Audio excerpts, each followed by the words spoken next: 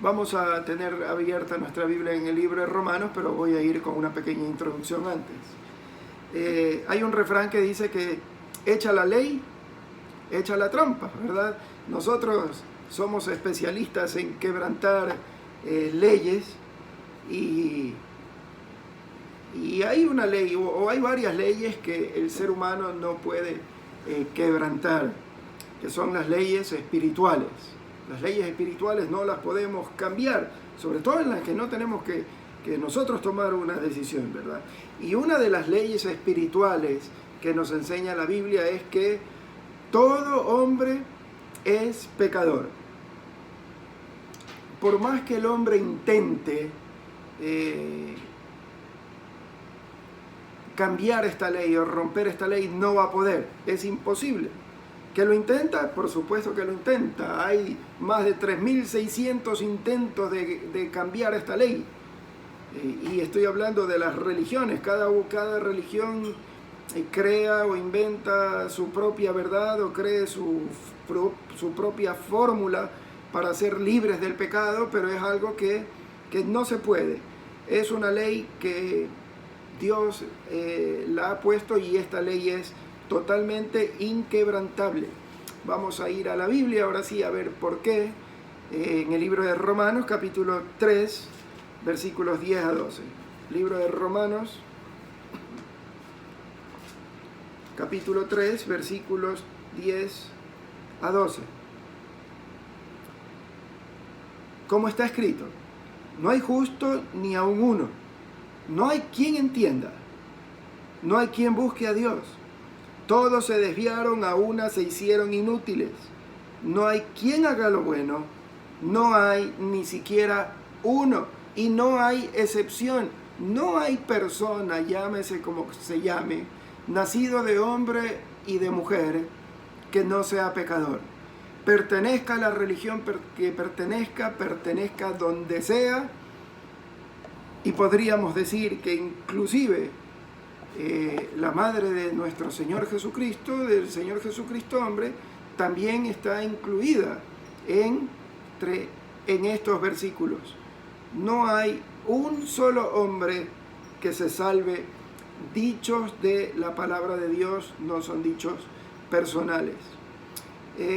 Como hombres debemos aprender muchas veces debemos aprender a callar y a escuchar a Dios. Como hombres inventamos las cosas, las religiones, etcétera, para tratar de salvarnos. Y no importa muchas veces lo que Dios diga, en lugar de estar en silencio para escuchar lo que Dios dice respecto a la condición del hombre, nosotros queremos hablar, queremos decir, queremos opinar, nos gusta resolver nuestros propios problemas a nuestra manera, nos gusta enseñarle a los demás qué es lo que tenemos que hacer para salvarnos, pero no nos damos cuenta que todo intento que hacemos, que cualquier cosa que hagamos por romper esta ley, por dejar esta ley sin validez, es solamente una intención vana, porque esta ley es inquebrantable. Todo hombre es pecador y eso es lo que Dios dice, y no importa lo que cualquier religión diga, no importa lo que yo diga, no importa lo que usted diga, no importa lo que nadie dice. Todo hombre es pecador, así lo ha dicho Dios, y nosotros los seres humanos tenemos que hacer silencio, escuchar a Dios y aceptar lo que Él dice, nos guste o no nos guste, sea de nuestro agrado o no. Ahora, esta ley que es inquebrantable también es condenatoria. Es un problema grave que tenemos aquí, porque lo que Dios ha dicho, no solo que no lo podemos romper, no solo que no podemos evadirlo, estamos sujetos totalmente a esa ley, pero no solo que nos afirma lo que somos como pecadores, sino que nos condena también. Vamos a varios versos de la Biblia que nos hablan al respecto. El libro de Efesios, capítulo 2, versículo 1, el libro de Efesios 2:1, la segunda parte dice así: cuando estabais muertos en vuestros delitos y pecados. Cuando estabais muertos en vuestros delitos y pecados. Ahí mismo, en el mismo capítulo, En el versículo 5, la primera parte del mismo versículo dice, aún estando nosotros muertos en pecados, aún estando nosotros muertos en pecados. Y si nos vamos al libro de Colosenses, la carta de Pablo a los Colosenses, capítulo 2, versículo 13, Colosenses 2:13, dice así, y a vosotros estando muertos en pecado. Entonces, esta ley espiritual que es inquebrantable y condenatoria, nos habla mucho de que el hombre es pecador y que estamos muertos en pecado. Todos estarán pensando en aquel versículo que viene a mi mente en este momento, Romanos 6:23, porque la paga del pecado es muerte. Romanos 6:23, porque la paga del pecado es muerte. Bien, esta ley no solo nos dice lo que somos, sino que nos condena. Estamos condenados y es una ley inquebrantable y como dijimos hace un momento, no importa lo que el hombre diga, debemos pensar, ¿quién sabe más? ¿El hombre o Dios? Ahora, nosotros los que creemos en Cristo, y oiga bien lo que voy a decir, no solo los que creemos en Cristo, sino que le creemos a Cristo, porque hay mucha gente que dice que cree en Cristo, pero no le creen a Cristo. Nosotros que creemos en Cristo y que le creemos a Cristo porque somos cristianos y creemos todo lo que el Señor nos dice, no solamente decimos que le creemos a Él o que creemos en Él, sino le creemos a Él. Cada palabra que Él ha dicho nosotros la creemos.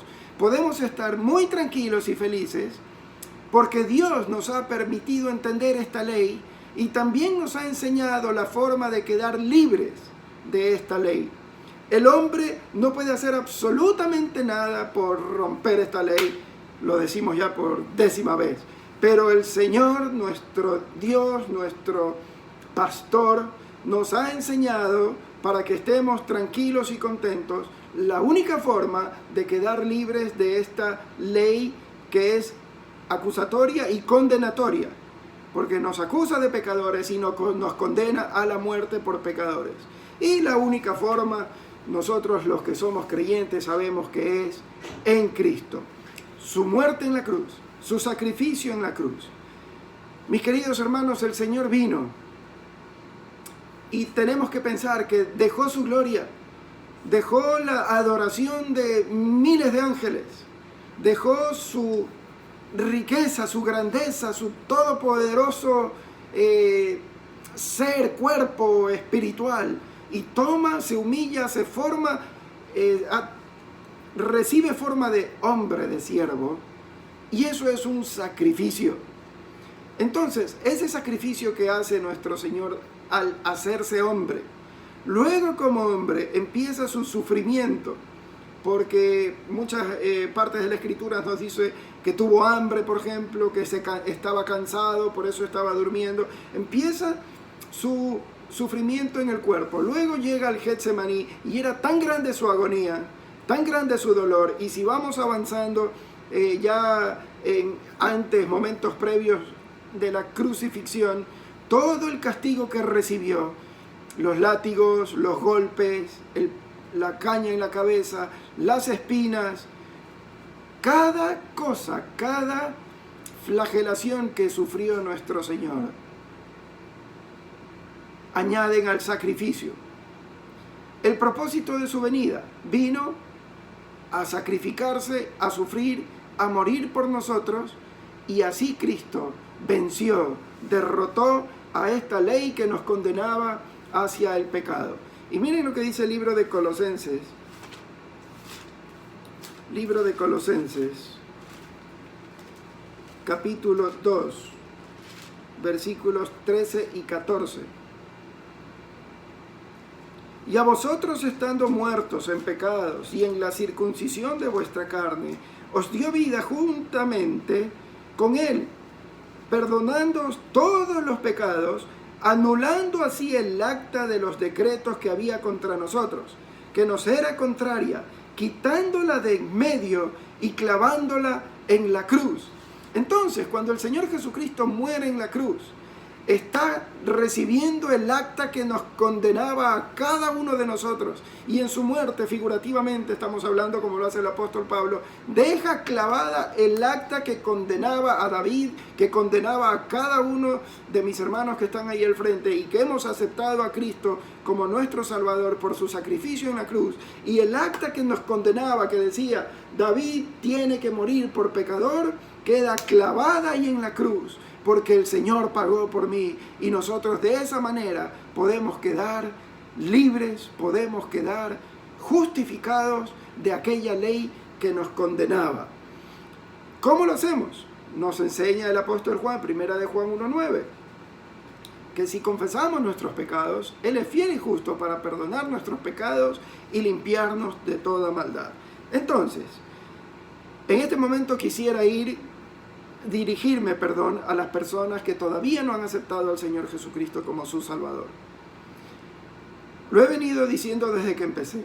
Todo hombre es pecador y nadie nos puede quitar eso de encima. Y el pecado nos condena a la muerte. Y la única forma de estar libres de esta ley es creyendo en el Señor Jesucristo. Él vino a morir por nosotros. Ese fue el propósito de venir. Si el hombre pudiera romper esa ley, quebrantar esa ley, salvarse por sí mismo, el Señor no hubiera tenido la necesidad de haber venido. Si el hombre pudiera salvarse por sí mismo, el Señor no hubiera tenido que padecer en una cruz. Pero como sabía Él que estábamos condenados, porque es una ley inquebrantable y que estábamos totalmente condenados a muerte, entonces tuvo que hacerse hombre, venir, sacrificarse ahí en esa cruz, sufrir solamente por amor a nosotros, para librarnos, para justificarnos y para que podamos tener entrada para estar con el Padre. Yo no sé si a usted esto le emociona, pero a mí sí, porque esto me parece maravilloso. Esa es la buena noticia, esa es la predicación del Evangelio. ¿Y qué tenemos que hacer nosotros? Confesar nuestro pecado, decirle: Señor, he pecado, me arrepiento, sé propicio a mí, pecador, te entrego mi vida, Señor Jesucristo. ¿Y qué dice 1 de Juan 1:9? Si confesamos nuestros pecados, Él es fiel y justo. Él no es como nosotros, Él es totalmente justo. Para salvarnos tuvo que morir Él, para clavar esa acta en la cruz y decir: ellos son salvos. Él tuvo que morir en nuestro lugar. Y Él es fiel y justo para limpiarnos de todo pecado. De esa forma obtenemos un resultado. ¿Qué resultado? Somos justificados de esta ley por nuestro Señor Jesucristo. ¿Qué quiere decir esta palabrita que es en latín justificado? Hacer justo. Justificado es que el hombre es hecho justo, pero no porque el hombre es justo, sino porque el Señor Jesucristo, muriendo en la cruz, nos ha justificado, nos ha hecho justos a nosotros sin merecerlo, porque por gracia sois salvos, y esto es don de Dios. Esto es hermoso. Vayamos al libro de Romanos. Romanos, capítulo 5, versículo 1. Miren qué trae esto como consecuencia. Justificados pues por la fe, tenemos paz para con Dios por medio de nuestro Señor Jesucristo. Es imposible tener paz si no estamos a cuentas con Dios. Mi relación con Dios tiene que estar a cuentas, tiene que estar en blanco. No debe haber deudas, no debe haber pecado en contra, ni a favor tampoco. Debemos estar justificados ante Dios para poder estar en paz con Dios. Entonces el autor dice, Pablo dice a los romanos: justificados pues por la fe, tenemos paz para con Dios, y esto lo hizo nuestro Señor Jesucristo. Así que debemos darle gracias de rodillas a nuestro Señor porque nos ha justificado y ahora sí podemos estar en paz con Dios. Primera de Corintios, vaya a Primera de Corintios, capítulo 1, versículo 30, y yo lo voy a leer en otra versión un poquito más clara. Primera de Corintios 1:30, yo lo voy a leer en la versión Dios habla hoy. Pero Dios mismo los ha unido a ustedes en Cristo Jesús y ha hecho también que Cristo sea nuestra sabiduría y que por medio de Cristo seamos librados de culpa, consagrados a Dios y salvados. Entonces, por medio de Cristo, por su sacrificio en la cruz, nos ha hecho librados de toda culpa. Mis queridos hermanos, esto es hermoso, porque esa ley que nos condenaba y que nos acusaba, hemos quedado libres por el sacrificio de Cristo en la cruz. El acta está clavada en la cruz y ya no tenemos de qué preocuparnos, porque el Señor nos ha salvado, nos ha liberado de esto que nos tenía en tormento porque estábamos muertos en nuestros delitos y pecados. Ahora somos libres de culpa por la gracia de nuestro Señor Jesucristo.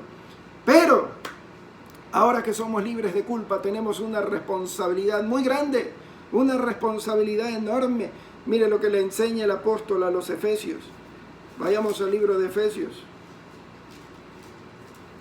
capítulo 4. Efesios 4, verso 17.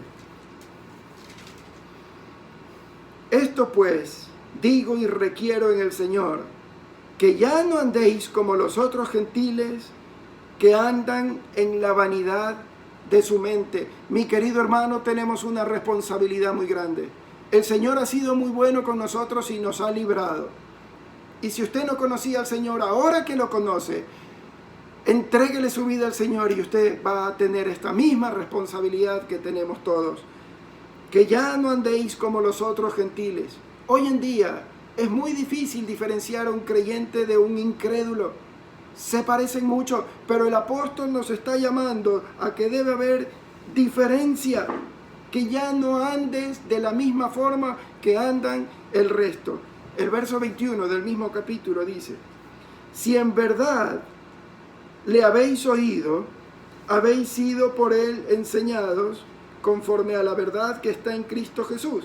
En cuanto a la pasada manera de vivir, despojaos del viejo hombre que está viciado conforme a los deseos engañosos. Literalmente tenemos que sacarnos la vida antigua, lo que hacíamos que no agradaba a Dios, lo que estaba mal con nuestra vida. Debemos despojarnos, sacarnos este hombre viejo. Y versículo 23 dice: y renovaos en el espíritu de vuestra mente. Por favor, que esto es lo que nos falta. Debemos renovar nuestra mente. No podemos ser iguales. Debemos cambiar. Tiene que haber una transformación, no solo en nuestra forma de actuar, sino en nuestra mentalidad. Ya no podemos seguir actuando como lo hacíamos cuando no conocíamos a Cristo. Debe haber un cambio completo, un cambio total. Y dice el verso 24: y vestíos del nuevo hombre, creado según Dios, en la justicia y santidad de la verdad. Debemos vestirnos de ese nuevo hombre espiritual conforme a Dios, a lo que Dios quiere que hagamos. Entonces, hemos sido salvados porque Dios es bueno, por la muerte del Señor Jesucristo en la cruz. Pero no queda ahí, eso es el inicio. Ahora que conocemos a Cristo, tenemos una responsabilidad y tenemos que cambiar. Él nos está diciendo que debemos transformarnos completamente, y lo que éramos antes queda atrás y ahora tenemos que cambiar y vivir según la voluntad de Dios. Debemos marcar la diferencia, debemos ser distintos. Esta diferencia debe notarse, debe ser muy marcada, no para resaltar en lo personal. Eso no interesa, a nadie le interesa. Debemos ser diferentes en cuanto a nuestro estilo de vida, marcar una contracultura, lo que el hombre vive, lo que el hombre actual vive. Nosotros debemos ser totalmente distintos. Un nuevo estilo de vida, en paz, en esperanza, en fe, vivir para nuestro Salvador. No podemos estar conformes. Yo creo que estos tiempos que estamos viviendo nos están dando una lección, una enseñanza muy grande, esta pandemia, sobre muchas cosas. Pero creo que todos nos estamos dando cuenta que van pasando los días, como que el peligro va bajando el nivel un poquito, y nos estamos otra vez amoldando y acostumbrando al mundo. Si usted sale a la calle hoy, hay mucha gente saliendo a la calle. Al principio, las 2, 3 primeras semanas, casi nadie quería salir. Ahora la gente está perdiendo un poco el temor. Cuando tengamos la oportunidad de volver a hacer la vida que teníamos, ¿qué va a pasar con nosotros? ¿Vamos a volver a ser los mismos de antes? ¿O el Señor nos ha enseñado y vamos a tener un cambio y vamos a actuar de otra forma? No podemos estar conformes, no podemos seguir siendo los mismos que hemos sido antes. Debemos aprender la lección y debemos aumentar nuestro compromiso con Dios, debemos aumentar nuestra fidelidad al Señor, debemos esforzarnos por trabajar más para el Señor, debemos aumentar nuestra devoción a Dios, debemos aumentar nuestra entrega a Dios. No podemos estar conformes con lo que ya hicimos o con lo que estamos haciendo. Nunca va a ser suficiente. Debemos acudir al Señor y pedirle al Señor que nos aumente la fe, que nos aumente todo en cuanto tenga que ver con Él. Primera de Tesalonicenses, capítulo 4, versículo 3, dice lo siguiente. Un verso que ya estaba siendo difícil de enseñarlo. Miren lo que dice Primera de Tesalonicenses 4:3. Pues la voluntad de Dios es vuestra santificación. Y Pedro dice, sed santos, que el Señor dijo, sed santos porque yo soy santo. Hablar de santidad hoy en día, hasta hace un tiempito, era muy complicado, muy difícil. La gente se justifica en todo lo que hace, pero el Señor nos está llamando a una manera de vivir totalmente opuesta a la que estábamos teniendo. Debemos tener un compromiso más serio con Dios y debemos procurar, debemos intentar vivir en santidad. Mire, el Señor nos justifica y nosotros no podíamos hacer nada al respecto. Es el Señor quien nos santifica, pero nosotros debemos tratar de llevar una vida en santidad. Y cuando fallamos al Señor y caemos en pecado, tenemos que ir a pedir perdón. Pero nosotros debemos tener una lucha contra nuestra carne para agradar a Dios y tratar de vivir en santidad, porque esta es la voluntad de Dios. Y mire lo que dice el verso 8. Así que el que desecha esto, no desecha a hombres, sino a Dios, que también nos dio su Espíritu Santo. No podemos desechar este llamado. No podemos vivir como vivíamos antes. Muchas personas han vivido con un pie en el mundo y con otro pie con el Señor. Ahí, en la cuerda floja, mitad, mitad. Mis hermanos, debemos aprender la lección y aceptar el compromiso que nos está dando el Señor y vivir para el Señor a plenitud. Como creyentes, no solo estamos llamados a crecer y a cambiar de vida y a marcar la diferencia. Estamos llamados a adornar la doctrina de Cristo. Si ve cómo hemos pasado de muerte a tener una tranquilidad, una seguridad, pero eso demanda un cambio de vida, un crecimiento espiritual y llegar a crecer tanto espiritualmente, no solo en compromiso, no solo en devoción, en una nueva vida, sino que debemos tratar de llegar a ser adornos de Cristo el Señor. Lastimosamente, muchas iglesias han hecho quedar mal al Señor en la época actual. El hombre por el dinero le vende el alma al diablo. Hay un refrán que dice así, ¿verdad? Y el orgullo y la vanidad que envanecen nos tapa la visibilidad, la visión, no nos deja mirar más allá. Y muchas iglesias se han extraviado de la verdad por la vanidad, por el orgullo. Yo quisiera decirle algo a ustedes y a las personas que no conocen al Señor aún. El Señor Jesucristo es amor. El Señor Jesucristo es humilde. El Señor Jesucristo es Salvador, el Señor Jesucristo es bueno, Él es amigo, Él es fiel, Él es manso, Él es paz. El Señor Jesucristo quiere salvarnos, el Señor Jesucristo quiere darnos paz, el Señor Jesucristo quiere darnos esperanza, el Señor Jesucristo quiere que seamos felices, quiere cuidarnos, quiere guardarnos, quiere protegernos. ¿Qué es lo que Él no quiere? Él no quiere que tengas miedo. Y escúcheme bien, Él no quiere su dinero. Él no quiere castigarnos. Él no quiere la vanidad ni la opulencia. Él, siendo dueño de todo, se humilló y se hizo pobre. Se rebajó a pobreza cuando se hizo hombre, porque Él era un glorioso, todopoderoso Dios, y se hace hombre, se hace pobre y llega a la miseria en la que nosotros estamos como hombres. Él se hizo pobre. ¿Dónde nació el Señor Jesucristo? Nace ni siquiera en un dormitorio de alguna casa sencilla, no, nace en un establo. Ahí dio a luz su madre y lo pusieron como bebé en un lugar donde comen los animales. Y cuando fue creciendo, Él dijo, no tengo dónde recostar mi cabeza.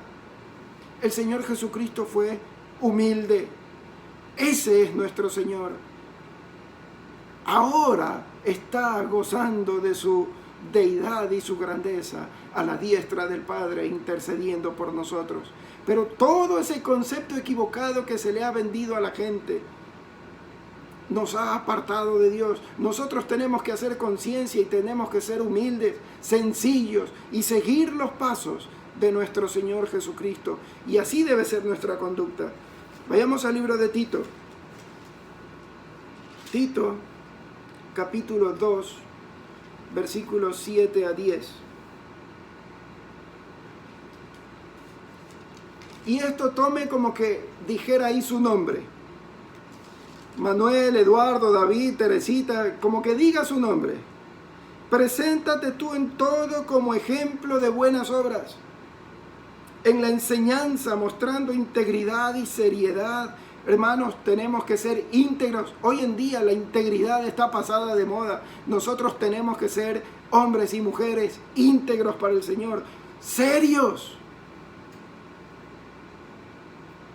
Palabra sana e irreprochable, de modo que el adversario se avergüence y no tenga nada malo que decir de nosotros. Palabras sanas. ¿Qué clase de vocabulario tenemos, aún como creyentes?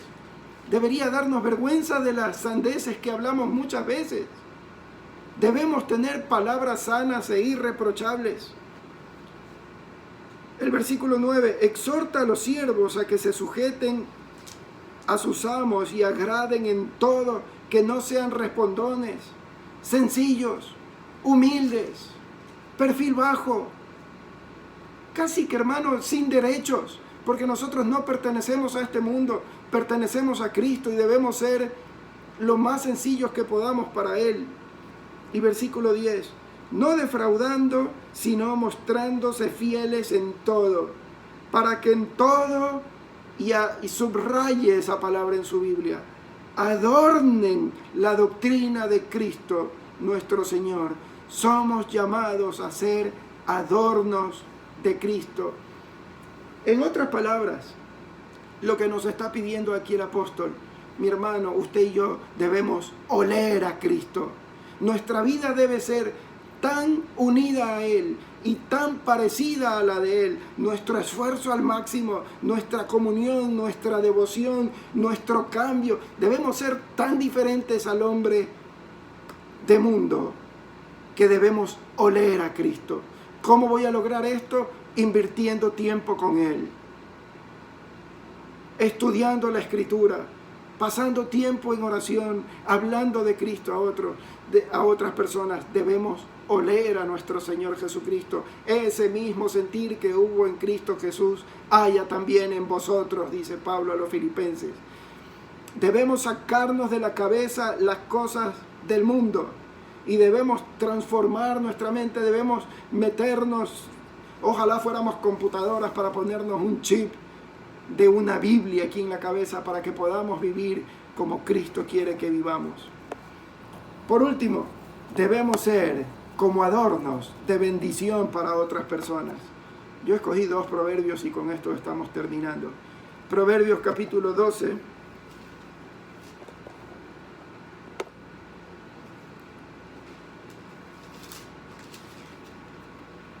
Proverbios 12, versículo 18. Hay hombres cuyas palabras son como golpes de espada, mas la lengua de los sabios es medicina. Si somos adornos de la doctrina de Cristo, nuestra lengua no puede ser como un golpe de espada. Hay muchas personas que dañan a otros con las cosas que dicen. Cuando hablan duele, llegan al corazón, pero para hacer daño. Hay otros que solamente hablan cuando tienen algo malo que decir, pero nunca hablan las cosas buenas de los demás. Mi hermano, y cuidado con esto, y especialmente en este tiempo, somos tan pesimistas y tan llenos de malas noticias que desanimamos a cualquiera. Un creyente debe ser optimista. Si tenemos a Cristo en nuestra vida, tenemos esperanza y debemos estar con ánimo siempre, porque el Señor cuida de nosotros. La otra parte del proverbio decía, la lengua de los sabios es medicina. ¿A quién no le gusta escuchar las cosas buenas de Dios? Debemos ser prudentes y debemos ser portadores de buenas noticias. Debemos ser de ánimo hacia los demás. Dios necesita hombres y mujeres llenos de fe, que creemos en Él y que nuestra esperanza está puesta en Él para poder dar ánimo a los demás.